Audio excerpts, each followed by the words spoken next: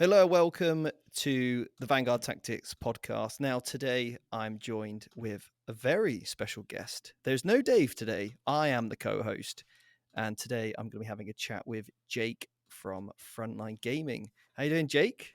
Very well. It's a Stephen Box takeover on Stephen Box's channel. So Yeah, pleased to be here, man. mate, it's great to have you on the show. Today we're going to be talking about something that's extremely close to my heart and has been for the last few years, but probably even closer to yours, I can imagine. Knowing how hard you work tirelessly on this project. So, for those that don't know, what is your role at Frontline Gaming? Formally, I'm the VP for Frontline Gaming, so I'm one of the administrators here. And the events department has been under my purview for a little over a year now. So I come from a lot of big convention background, including like owning one in my past life. So naturally, that was one of the departments that just kind of made sense. So yeah. And for those that don't know, or maybe have never heard of Frontline Gaming, what does Frontline Gaming do, and why is it such a cool place? That's actually one of the hardest questions for us to answer. Like, what is frontline gaming, right? Because we are so many different things. Um, but ultimately, when it boils down to it, we are a all-in-one tabletop gaming company. We manufacture accessories such as full color terrain, the neoprene mats, which really we're quite well known for. We put on professionally run events around the country, as well as everything in between: e-commerce, painting studio. Yeah, We have quite a bit going on here at I Frontline. I feel like Frontline's always been a very much sort of community driven company that's for the community and has always done things to help accessibility of the hobby.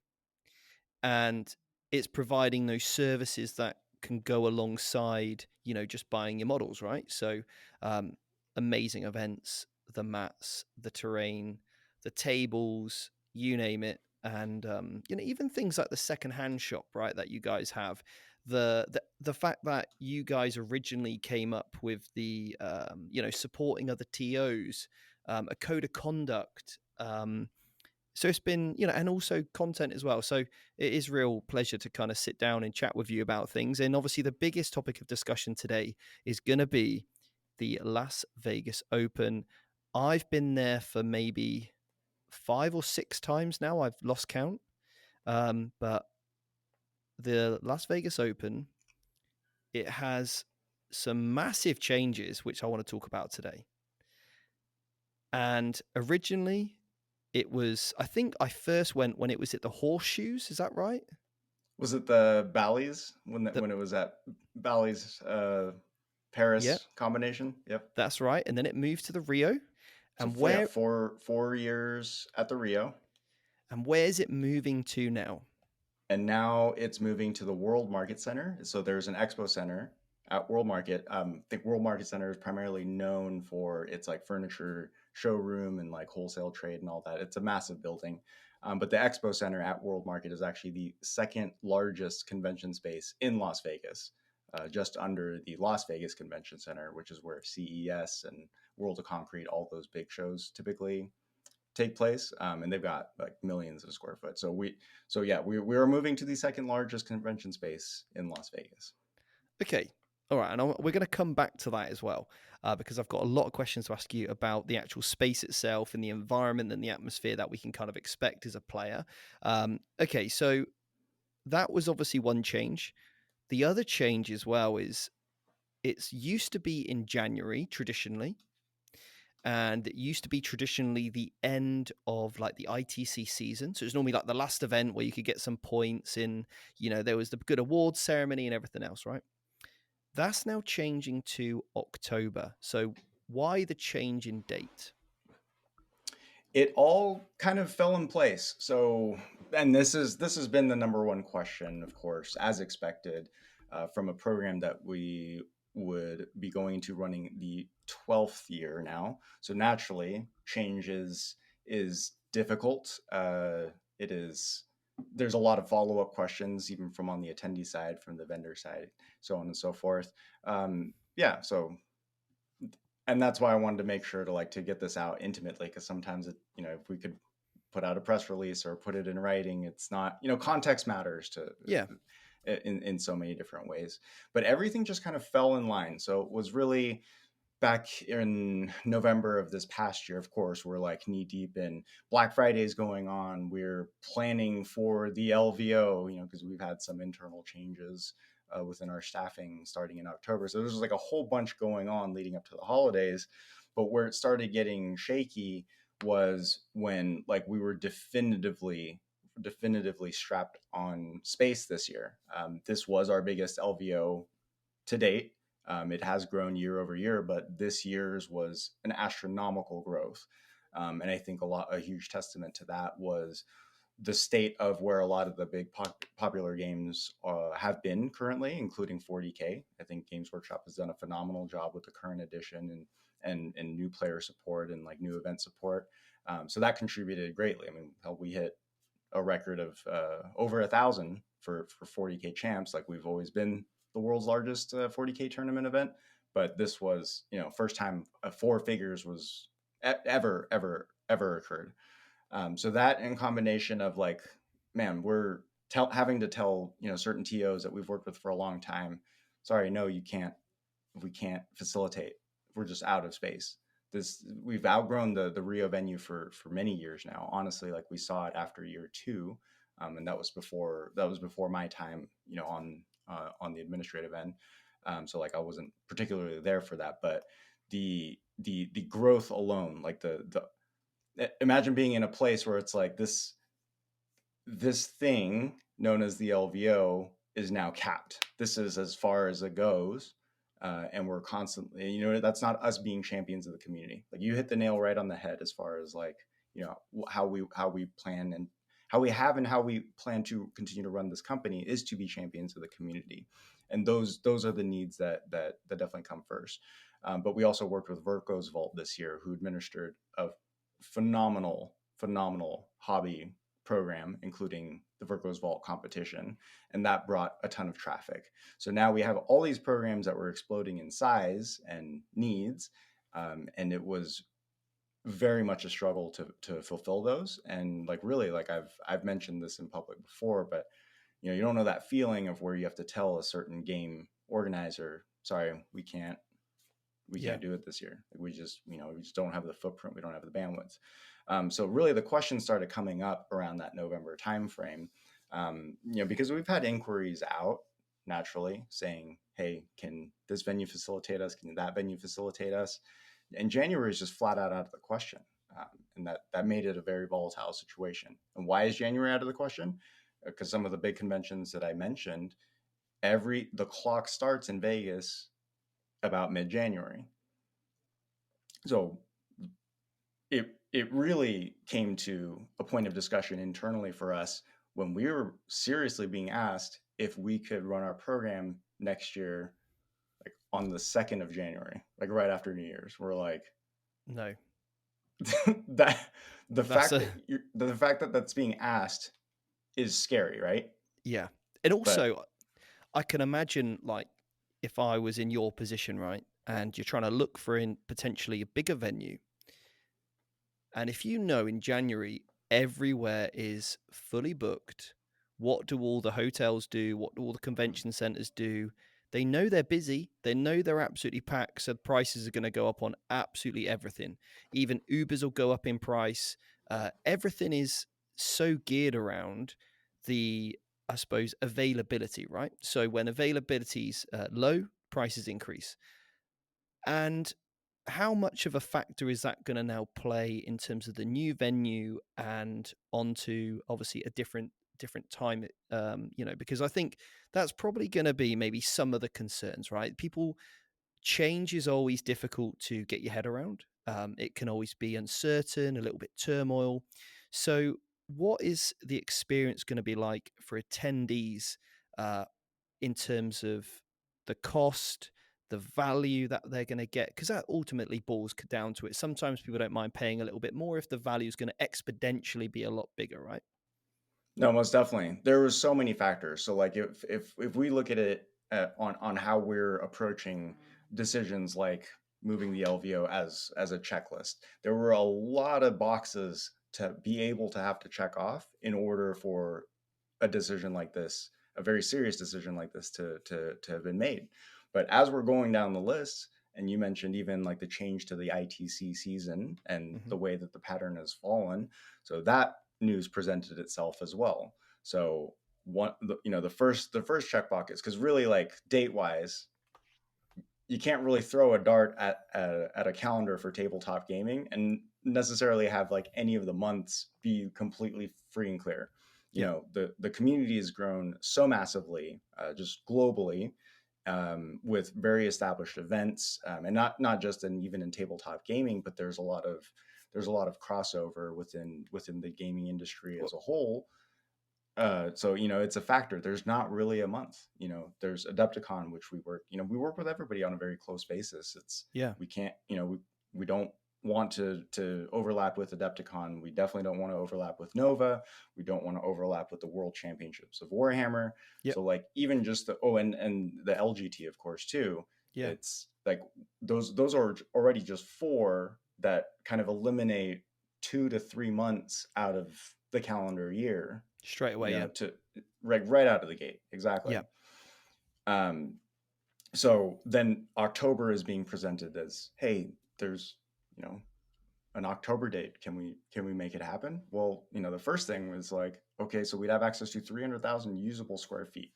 That's literally about 2.5 to 3 times the amount of usable square feet. So that's being the first checkbox. You mean compared to Rio? Correct. Correct. Three, because at the Rio, from this was my first year where I've actually gone beyond just the 40K hall and the vendors hall. I saw Mm, the other halls. I'd yeah. never even seen them before.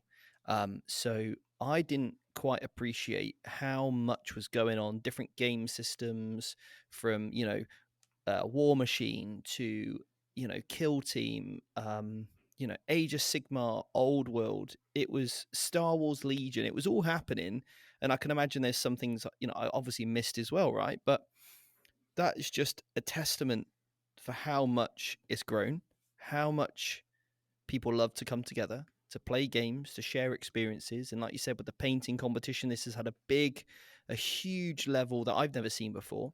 The vendors hall. Is obviously at a point where the more vendors we can get in, the better that is for absolutely everybody involved, right? It's better for the other vendors, it's better for the people coming. I love walking around those shows, even in just seeing a hot, I've never seen that before. That's great. That looks like a cool product that I've never seen. So obviously the more space that there's going to be available, and I can't believe that it's going to be potentially 3 times as big. And I'm sure we'll probably sit down at some point in the future, maybe in another 4 years, and you're like, yeah, need to find a bigger venue, because it's just, hopefully that'll be a great problem to have. No, most definitely. I think we mathed it out to where it was 8 football fields, American football fields wide. It's large. There's a lot of space within this venue. But again, that was one factor, right? Like that's one checkbox. But if you think about it, and the more and more we thought about it, because obviously, like right out of the gate, it's like no, no, no. Why would we ever deviate, right?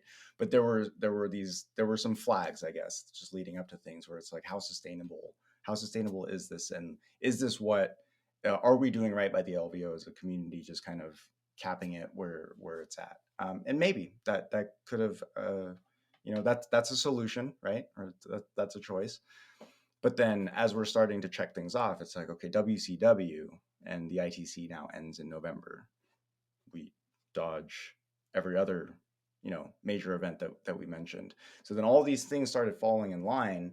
And then we started really digging into the details a little bit after this past January's LVO, and even looking at the rates, like just the room rates in general. So one of the big draws, even for me being on the other end, the attendee end of LVO, was a lot of it was the hangout. And just like you, and just like many people, it's like you kind of, whether you're playing 40K or whatever game system, you're kind of isolated to that room, and there's not, because it's out of sight, out of mind, right? Everything's broken up into rooms, and that's fine. But you know that, but where do you end up hanging out? You end up hanging out at like the center bar at the resort, or you hang out, you know, at the after party, or so on and so forth. Like that's, to me, was always like the biggest part of LVO. You know, going out to dinner and drinks with your team, or like, you know, the teams that you meet from just kind of the timeline of the circuit. It's like, yeah, we're all there to compete in a tournament, but I mean, for the 95% of us that aren't in contention to like win the ITC or anything, or win the tournament, it's, we're there to have a good time, roll dice, and hang out with everybody. And to be able to facilitate that on a larger scale, we understand also, considering our program's been attached to a hotel for this entire time, is that that's something that of course we'd have to address, because that is the LVO. That's one of the community fields. So about less than a mile away, there's the Golden Nugget, and I'm familiar with this property too. I've been in Vegas a long time, so like and being in the events industry as well, I was familiar with this property. They've recently done a massive renovation. They are a staple. Like they're an iconic name. What just based off of how long the Golden Nuggets has been around in a part of Vegas. But they did a massive renovation about, I think it was like 5-6 years ago. I could be foggy on the timeline because, you know, 2020 just erased like 8 years of our lives type of thing. But their property is gorgeous. So they have a lot more amenities. I actually didn't know, I couldn't remember the room counts that they had, but Okay, just in downtown Vegas. hang on a minute. Sorry, Jake. You said a word that begin with A. What does that mean? Beginning of what? Amenities? Amenities. Okay, that maybe this is like an American English thing. I think it is. I think it's one of those. So for the English viewer, what would another word be described as? Amenities? I don't know if we've features, inclusions. Okay, I like creature it. Yeah. comforts. I thought you were stopping me for like was my mic malfunctioning? You startled me, Steve. Sorry. You know, I was like, what is this? And yeah, I think I don't know. Maybe it's me. Features. Okay, so what features are there at the Golden Nugget? I would like to hear if that's really like I don't know if it was like an cultural difference. Because we say aluminium and you say what? Aluminum? Aluminum. Yeah, you don't say that. It's just who says that, right? Anyway, so yeah, it's aluminium. We're gonna have to go into the water conversation. Yeah, it's the water. It's water. Okay. Anyway, right, cool. We've been there. We had to do it. So, right, amenities. Well, I don't know what it is, but there we go. What features are there at the Golden Nugget? I've thrown you off. You have. No, it's okay. I'm like genuinely curious now. Is this really like a cultural difference? I don't think it is. I don't know. It could just be a me thing. Probably is. Anyway, go on. Carry on. Maybe you're not used to the amenities. I'm not used to the amenities. That's the problem. Yeah. No, it's all good.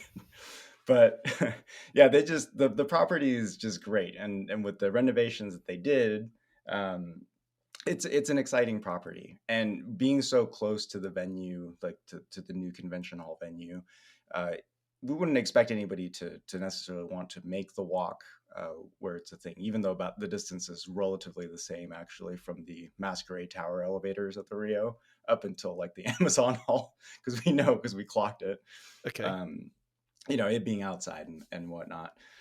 But yeah, they can host and facilitate us for a lot of things. So one of the things that we are working on are the after parties, are the after hours gatherings, the dinners, the functions. You know, one of the coolest things is if we can actually host in their outdoor pool area, which, mind you, has a Shark Tank water slide. Okay. You know, just throwing that out there. That if that could happen, that'd be very cool. Like real hang on sharks. A minute. So don't tell me sharks are a cultural thing too. Like they exist, no, Steve. But what is going to be great? Is it going to be hot? Are the pools going to be even open in October? Yeah.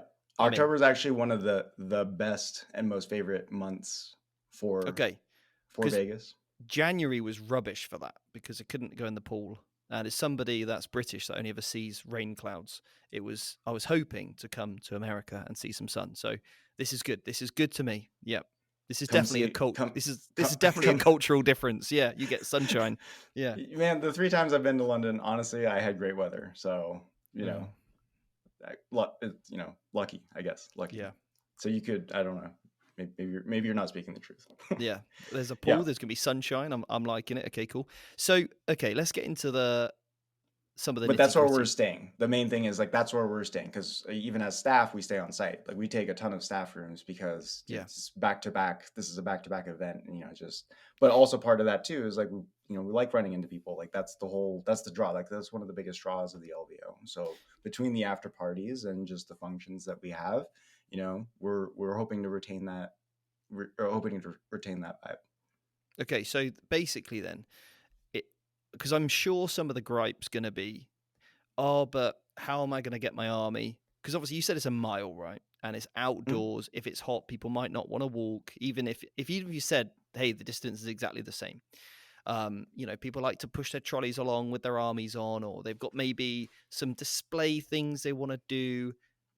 How are these people going to get that 1 mile distance? And I know it's only a mile, and you could walk, but how? I know that's going to be if I don't ask that question, how do we overcome that? Oh, of course, and it's an inevitable question that we knew ahead of the game that we had to answer. And naturally, most conventions, most gaming cons, so on and so forth, they're not attached to a hotel. Like that's standard, but that's what was unique about the LVO, which is why it's something that was inevitably addressed on our end, and it is on us as the event organizer to come up with solutions no matter what.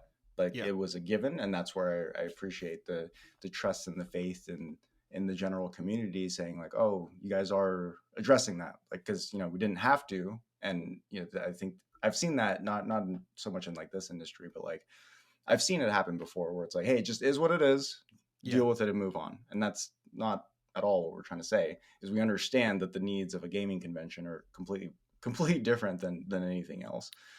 So we are already and have been working on even offering a shuttle bus service to be part of the convention badge or the con entry, okay, so that is an option. We don't expect all 5,000 plus people to want to do the whole shuttle bus thing, but certainly accommodating for a larger traffic than a couple hundred people. yeah, But we're looking for shuttle bus, or we're working on shuttle bus transportations. Of course, there's Ubers, taxis. A lot of people like live here or they rent a car because they want to see the rest of Vegas. Those are all natural factors, but fundamentally, for to be able to offer an option, a shuttle bus option, is something that's going to absolutely be announced before tickets go on sale.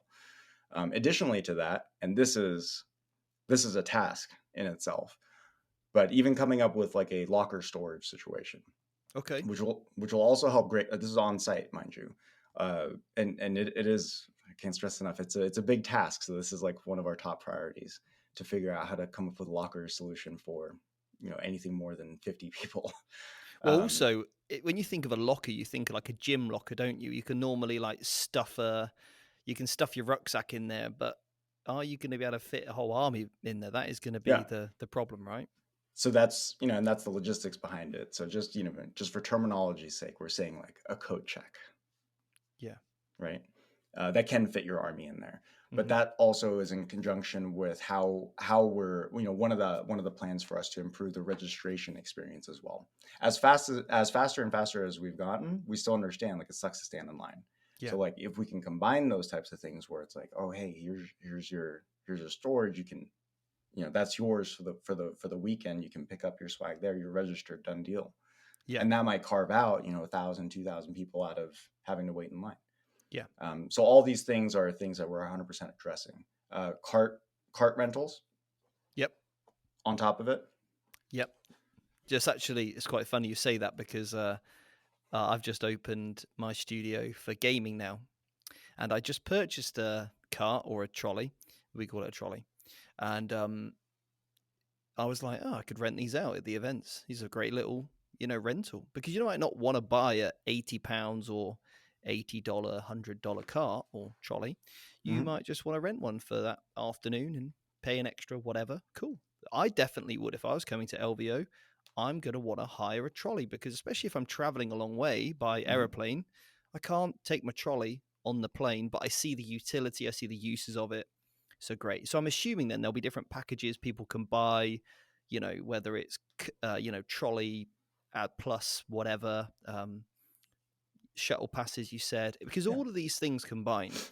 And I think this is sometimes the issue is you see the price up front, but if those price up front is smaller than the total price that you would normally pay, because there's so many, I find this is so many sometimes hidden costs with anything you do now. So if it's more, okay, well, I've paid all my transportation up front, cool. I've paid it, I've accepted it. But for those that have been to the LVO before, they'll know kind of maybe what's incurred. Like, I didn't stay at the Rio this year, so I just got an Uber in. But obviously, at the Rio, the services for taxis and Ubers are quite small because it's obviously only a hotel, whereas these convention settings, I'm assuming, are set up for thousands of people to come in on a daily basis, right? exactly. No, definitely. Yeah, and as far as costs overall, and that's why I don't, we're gonna officially announce like pricing and advertise pricing, of course, too. But the priority right now is to retain as much value to the attendee as possible. We have this venue. Yes, it's bigger, but there's parts where we're able to save on, but there's also other parts that are costing even us to run the event a lot more. We're still doing a hotel room block at the Golden Nugget, so Yeah. we're still obviously like still on the hook for that side of things. But for as much as possible, the priority is to add value to the attendee. Meaning, like if we don't have to increase any kind of cost for these inclusions, we're not going to. Yeah. Um, so I think that's the most important message that we're trying to reassure everybody. It's like, yeah, just because it's 2 to 3 times bigger in space doesn't necessarily mean that's going to transfer over to the attendee. Yeah. Like we're well aware that it's expensive to travel to any event alone, and with the LVO being kind of like the go-to event, like the event they choose to go to every year, we're keeping that in mind. But the Golden Nugget alone, average room night is looking to be about 129 US dollars per night average, which is lower. It's lower and it's better. Okay. And I've seen like a lot of the sort of big rooms that you can have, and they often have like two like double beds in it. It's really strange as a Yeah, English person coming over to America. There's like a room and it's got two double beds in. What is this craziness? So as yep. soon as you're splitting that with your travel buddy, your friend, partner, whatever, all of a sudden that's not too bad, right? For a few nights for obviously the convention. Okay, so I think we've gone over quite a lot there. We've gone over some of the biggest concerns: the travel, logistics, the cost. Um, what has been some of the feedback from the vendors that you get? Because I would love to see the LVO turn into the huge expo where there's hundreds of vendors, and then I would like that really personally to dwarf how many players there are. So it's more of this is a place to go, hang out, play some games, and shop like crazy, look at new products. So what's the sort of initial feedback been from the vendors? It's been very positive overall, and a lot of our vendors and partners and brands that we've worked very closely with over many years, they get it. Like these are all like we're all you know professionals, but almost everybody in this industry kind of started in the same way, where we're gamers at heart. Like we're excited and interested in this in general. So like the perspective is just very different. So it's like, and it sounds so cheesy, but it really is like most people that actually work in this industry is very much about its gaming community. Yeah. And everybody's seeing the potential for that. Everybody has seen, especially for vendors on the back end have seen the struggles with our prior venue. So it is almost like an easier transition, because it's just like, oh, it's not there anymore. We're already like eliminating kind of Yeah. like 50% of any of the negative aspects of a venue right out of the gate, just by going to a new facility that is, like you said, can handle thousands and thousands of people. Like they're equipped to do it. And this is all open plan, right? So this is like one gigantic room where everything's going to be in at the same place. Yeah, and we're gonna chop it up, of course, too. That's so like to actually create it to be not just this massive, wide open hallway by any measure. Um, but the main excitement comes from like what we're able to do, and this is coming on the vendor side. While it would be a great problem to have, or a great outcome to have, to where we get just as many convention attendees as we do players, that's not necessarily the primary focus, Yeah. because like we know who we are as the LVO. We host the world's largest gaming tournaments, and that's the LVO, right? Yeah. There's absolutely a ton of potential on the convention and vendor side of things. So even if we were to double, let's say, like, I think we had close to 50 vendors. Actually, we were able to configure that for the January LVO. But let's just even double that number, is now we're able to advertise that and get attendees to come and come Yeah. in and maybe demo a new how to play Warhammer, if you will, seminar. With Vanguard Tactics, I know that'd be great, wouldn't it? You guys teach a different class. We could do them all. Can you water it down? Easy. Beautiful. We've got the That's a perfect maybe. We've got the perfect course for that. Anyway, so we're getting off topic. So there, and I can imagine that. I mean, I've done it before where I've come to the LVO and you've got other little things going on. You've got like beanbag tosses and other things that you can get stuck in and involved with, because there's always that sort of downtime in between rounds. Maybe, you get tabled early and you think, oh, what shall I do? Or, you just want to, maybe you've just sort of checked out from, some 4 intensive games and you just want to chill out and be with Mhm. other people. What sort of other opportunities are there going to be for attendees? It's gonna come down to the activities. So with this also comes in even the TCG, the card gaming aspect. So we've partnered up with someone that's quite well known and very familiar with it within the card gaming industry. So we've already got Wizards of the Coast on board. We've got uh, Flesh and Blood happening on this. We've got Okay. maybe a super secret actual launch and debut of a Ooh. TCG game. Lorcana's on the table. So all these things are happening, and so you don't make the top cut for 40K, let's say on Sunday. Mm. You got more stuff to do.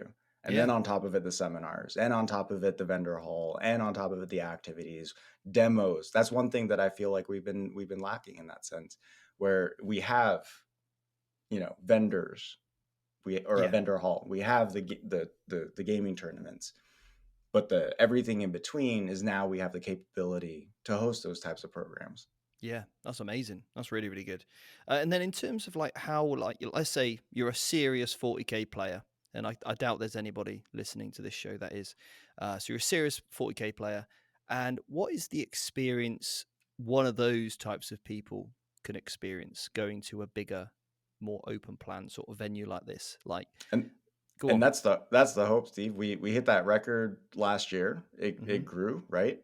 But ultimately, with any tournament organizer, you're essentially capped at how much space you have and how much terrain you have. Yeah. It was not easy to host at the end of it. Well, we had accounted for 1,200, so that means we had 600 tables, 640K tables. We're not even including friendly, the RTTs, Yeah. The the doubles, the whatever. narratives, Yeah. right? So just for 40K champs, we came through with 600 terrain sets. That's mad. That's absolutely mad. Now it just comes down to, if the community wants to come through for a 1,500 person tournament, Yeah. that's just on us to figure out how to make an extra 250 sets. Yeah. Yeah. Wow. But that's That the is. only restriction at that point. It's not Sorry, we can't. Yeah. right. And if somebody wants to come along and run a Zombicide tournament, you're like, okay, well, if you can bring the numbers, we can do it, right? So, yeah, don't get me tempted, Exactly. but don't get me tempted with that one. That's my favorite game. So, anyway, We have a lot of game systems already asking for more space, because that even the TOs are very excited about this, because the sky's the limit, because they've been used to like, hey, we can only fit 24, we can only fit 36, we can only fit 48. look, I'm going to throw some stuff out there that I just like the sound of already as we're having discussion. I could imagine, like, you get to the 40K section, you see you got the 40K champs, you got the 40K narrative, you got it all kicking off. It's for all 40K, and you could have some tables set up. This is like in a dream world, right? Ideal, but you could have like learn to play 40k there. So you could be like, hey, maybe you like the look of this game, come and give it a try. You know, you Hmm. could have like come and learn to play Lord of the Rings, and you might have like Balin's tomb set up in, you know, you might have somebody there just, hey, look, you're seeing the people play, come and learn actually how to play. So then when you go and watch them play, it gives you that little bit of context, right? That'd be super cool, actually. Yeah. And then you like big banners and branding. Oh, it sounded good. Yeah. Yes. Anyway, so I mean, I think for most of the questions that I've already got, you've sort of covered really, really well. Yeah, So there's a lot of more news coming out for the LVO, and that's what we're working hard on right now. Of course, appreciate everyone's patience on it because there's going to be like hundreds of questions still like floating around. yeah. But that's on us. That's on us to address, and that's on us to inform everybody. So Come May when tickets go on sale. okay, I'm going to ask you something a bit more personal to you now. What are Is it you the cheesecake question again? No, not going to ask Okay. you that. That's an outtake. Um, what are you most looking forward to personally about this whole thing?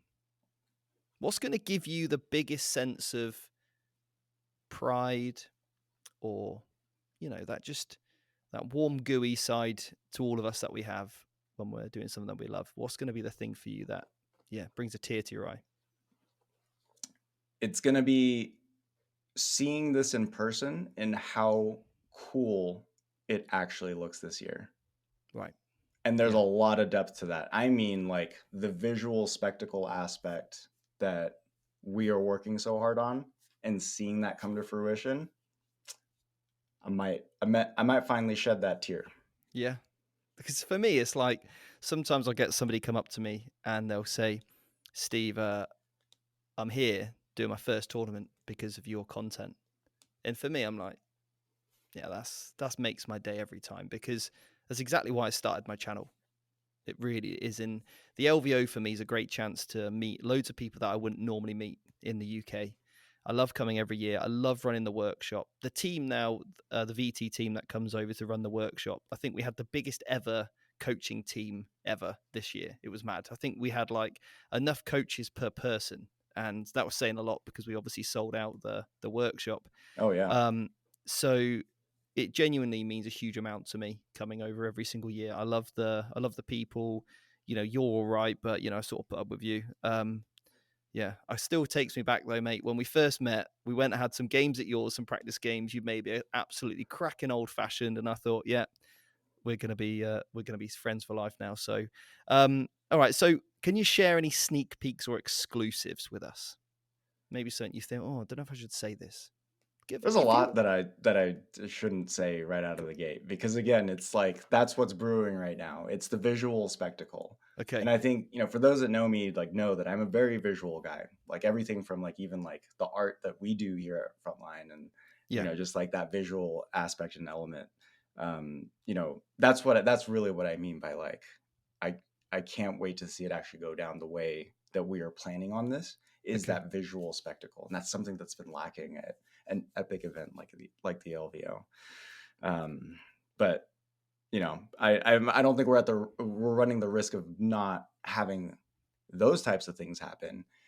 It just really comes down to like, hey, have we It's have we done a good enough job for yeah, the community to want to come through to this? Because now the sky is the limit, right?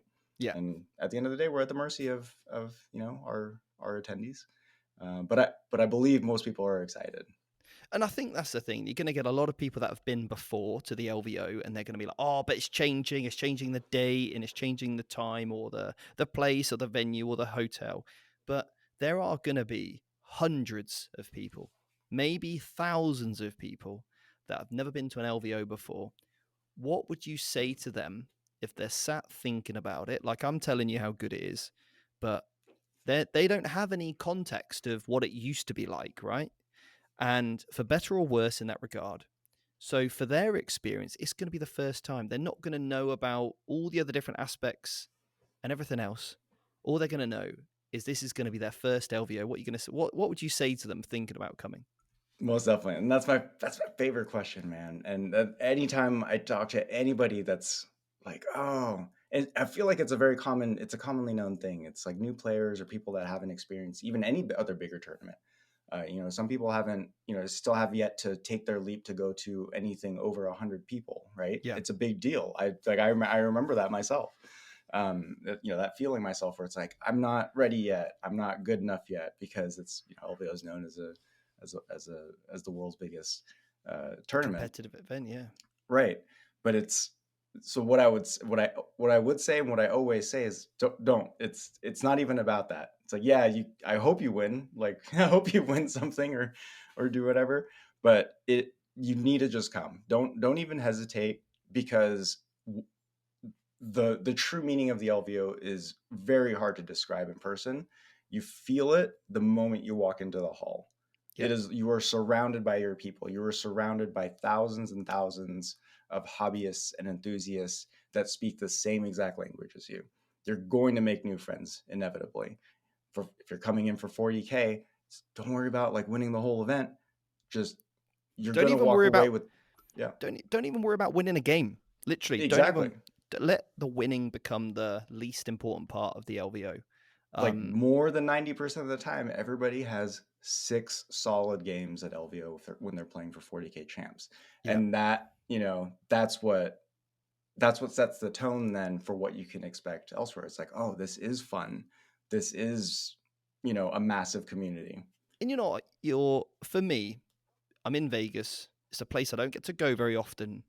I got to the point this LVO, and I got to round 5 or 6, and I was so tired from jet lag.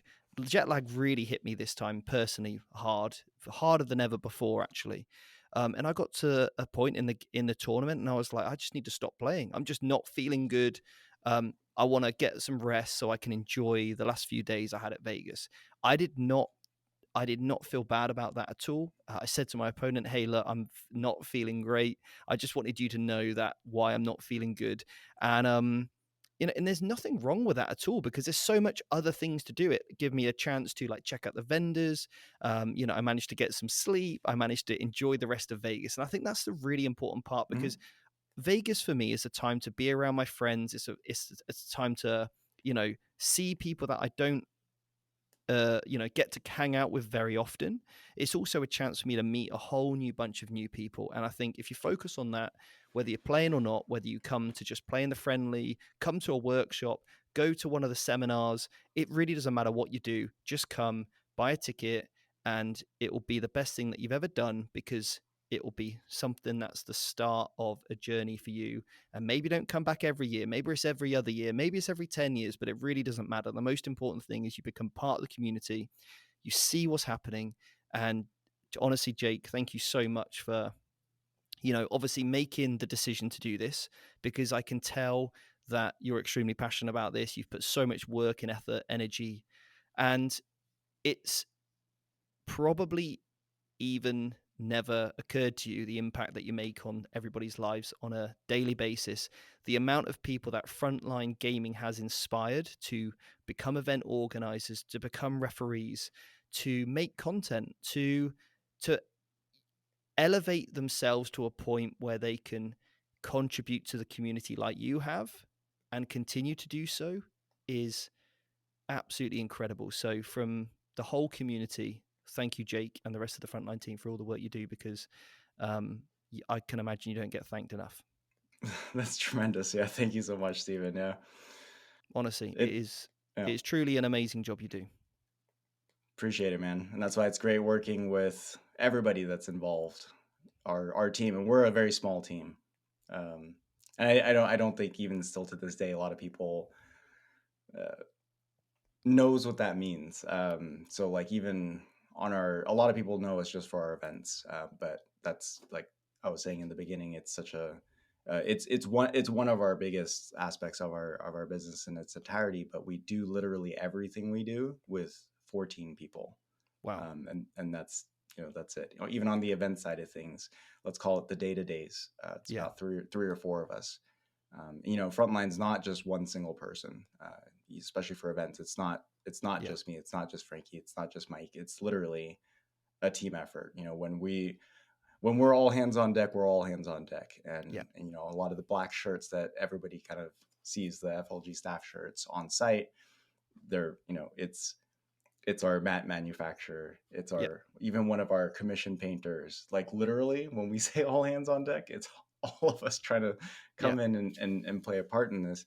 But if you really think about it, man, doing what we do with the 14 people, you know, it's tremendous, and without like the undoubted dedication within our small crew, plus working and collaborating with content creators like yourself and brands, just like, Yeah. you know, the creators of these games that we know and love, having their support, all those things are factors to why we can do what we do truly.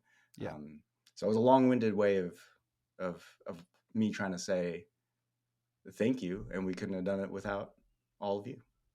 Well, very kind of you to say. But yeah, honestly. Well, Jake, I won't take up any more of your time. Thank you so much. So, where can people go to find out more information about the Las Vegas Open and how to buy their tickets? Critical dates are going to be, so high rollers. So we always do pre-reg for life for high rollers at Okay. LVO. That's going to be happening in the middle of April. Okay. So, With how'd you become a high roller? you have to be quick with your fingers as soon as those tickets go on sale, because Got it. I think this last year we sold out in a record like 30 seconds or something. It was insane. Jeez. It's Okay. basically the ultimate swag bag pass. It's the high The roller pack. experience. It's Yeah. the pack. Yeah, I think it was about 30 seconds. Um, but it's for life. It's a lifetime, basically. Like you're on the high roller list. So that'll happen in middle of April, and then early May is when we're gonna go live Okay. for all the tickets. And by then we'll have our entire program laid out. That's so the clock has absolutely started for us in answering a lot of the logistical questions that everybody would have, because it's the right thing to do. It's to Okay. give everybody that information ahead of time. We are going to release the room block early though. But yeah, all information regarding LVO, we have the LasVegasOpen.net website, Okay. which also gets mirrored within our new events hub. And you can find that pretty much linked anywhere that you can find us, but it's events.frontlinegaming.org. So Okay. our events hub essentially houses all the information for our entire calendar year's event circuits. Yeah. And you're on all the social media platforms. You're on Facebook. You're on Instagram. You can always search for frontline.gaming and all that other good stuff as well. TikTok. It will be, Yeah, you know, I'm sure you'll be putting out content everywhere and telling people about what's going on and all the updates. So, yeah. And obviously, if you're part of the Vanguard Tactics communities, you also be, well, I'll tell you. I haven't asked you this, Jake. Can I come back and do another workshop, please? absolutely. Okay, so I'll keep you. Absolutely. You guys run such a great program there. And I definitely noticed that. I definitely noticed how many of the extra coaches and stuff and the instructors that you had on. Yeah. Man, everybody always has a great experience with that. Well, I couldn't Um, believe we had the issue with the website this time. And I was like, you were like, Steve, you haven't sold many tickets. And we checked it out, didn't we? There was a bit of a glitch. We checked it out and got it. And that was crazy that we managed to sell that out in literally a week. So, yeah, madness. Yeah. I think that says a lot, man. Now, like I said, now we have the space to do it.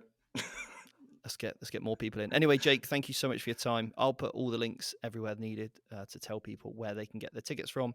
And then also, if you're on my newsletter email as well, as soon as tickets go live, I will put out an email blast as well to everybody who gets the emails as to buy their tickets. So yeah, let's do this. LVO 2025. Yeah, LVO XII, LVO 12. Going Roman numerals, baby. we're going Roman numerals. Okay. So this is the second LVO in a year, right? This It's happening three. this. I'm going with it's 3 months earlier. Okay, pre-LVO. I like it. Nice. For the ones that track ITC, the last thing I will say, there's going to be two LVO scores this year based off of the way the ITC season lands. Double dipping. All right, I like it. Well, it is going to be the week after the LGT, so I'm going to be straight off one, straight into another, out of the fire into the pan. Is that the expression? But anyway, Jake, thank you so much for your time today, mate. Yeah, thank you. Thank you so much, Stephen.